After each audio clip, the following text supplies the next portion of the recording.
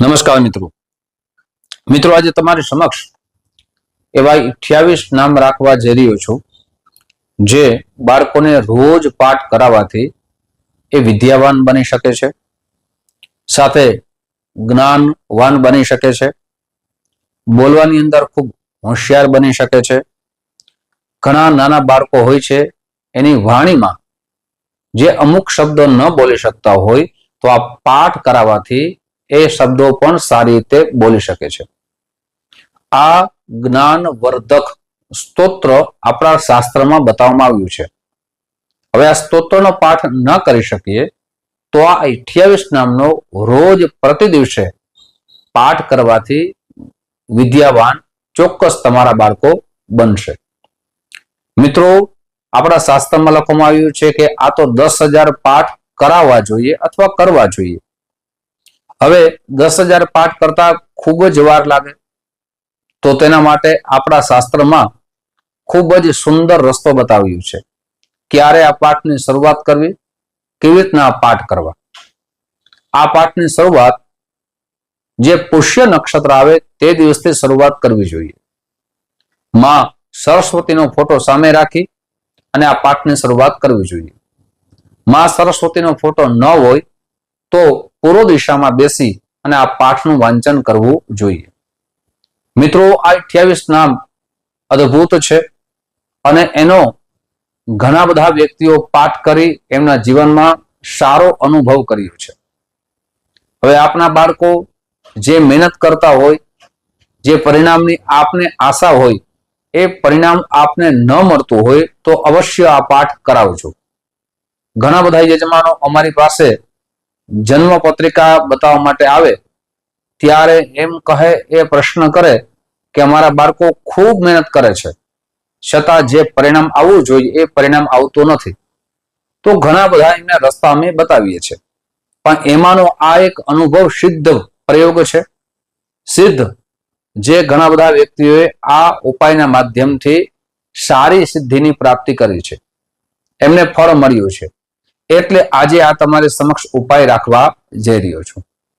સાથે મિત્રો, આપણા બાળકોના જન્મગ્રહ વિશે આપને જાણવું હોય તો તેના માટે નંબર દેવામાં આવ્યા છે. આ નંબરમાં આપ સંપર્ક કરી શકો છો. સંપર્ક કરવાનો સમય સવારે 10 વાગ્યાથી લઈ બપોરના 1 વાગ્યા સુધી છે, સાંજે 5 વાગ્યાથી લઈ રાત્રે 9 વાગ્યા સુધી છે. મિત્રો, હવે વાત કરીએ આ 28 નામની, જે આપને શરૂઆત તો પુષ્ય નક્ષત્રથી કરવાની છે. તે દિવસે 100 પાઠ અવશ્ય કરજો. પછી રોજ પ્રતિ દિવસ 10 પાઠ કરજો. પણ 10 પાઠ એક સાથે ન કરી શકીએ તો ધીમે ધીમે એની સ્પીડ આવશે. આપ પહેલા દિવસે 1 પાઠ કરો, બીજા દિવસે 2 પાઠ કરો, ત્રીજા દિવસે 3 પાઠ કરો. આમ ધીમે ધીમે એની સ્પીડ આવી જશે. એટલે પછી રોજના આપ 10 પાઠ કરી શકશો. મિત્રો, હવે જે 28 નામ છે, અદ્ભુત છે, એ તમારી સમક્ષ રાખવા જઈ રહ્યો છું.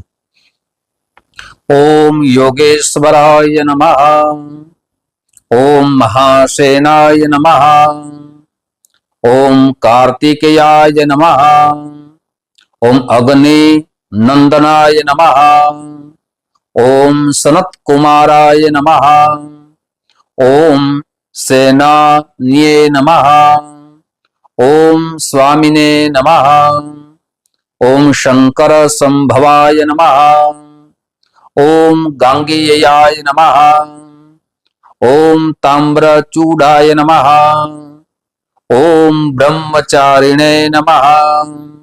ઓમ શિખીધ્વજાય નમઃ.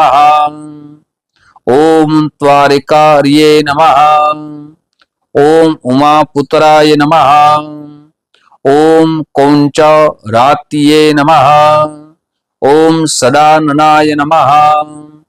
ઓમ શબ્દ બ્રહ્મ સમૂહાય નમઃ. ઓમ સિદ્ધાય નમઃ. ઓમ સારસ્વતાય નમઃ. ઓમ ગુહ્યાય નમઃ.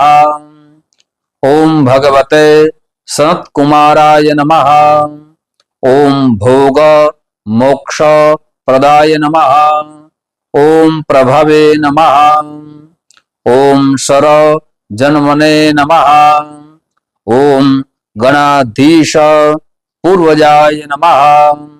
ઓમ મુક્તિ માર્ગ કૃતે નમઃ. ઓમ સર્વ રાતિ પ્રમાથિને નમઃ. ઓમ વાંછિતાર પ્રદાયકાય નમઃ. મિત્રો, છેલ્લું જે શબ્દ છે, છેલ્લું જે નામ છે, એમાં ખૂબ ધીરજપૂર્વક આપ બોલશો તો જે ભૂલ પડતી હોય એ આપણો સુધારો થઈ શકે છે. ઓમ વાંછિતાર પ્રદાયકાય નમઃ. એટલે આપ ખૂબ શાંતિથી આ જેટલા પણ નામ છે એનું શ્રવણ કરશો, પઠન કરશો, એટલે એમનું પરિણામ સારું મળશે. વાંછિતાર્થ પ્રદાયકાય નમઃ. પ્રદાયકાય નમઃ. આ રીતે આપણે ઉચ્ચારણ કરવાનું છે. મિત્રો, ફરીથી આવા જ સ્તોત્ર, આવા જ ઉપાય તમારે સમક્ષ રાખતો રહીશ. જે માધ્યમથી આ વિડીયો જોતા હો, ફેસબુકના માધ્યમથી આ વિડીયો જોતા હો તો અમારા પેજને જરૂર ફોલો કરી લેજો, અથવા યુટ્યુબના માધ્યમથી આ વિડીયો જોતા હો તો અમારા આ ચેનલને સબસ્ક્રાઇબ કરી લેજો. ફરીથી મળશું. જય શ્રી કૃષ્ણ. મહાદેવ હર.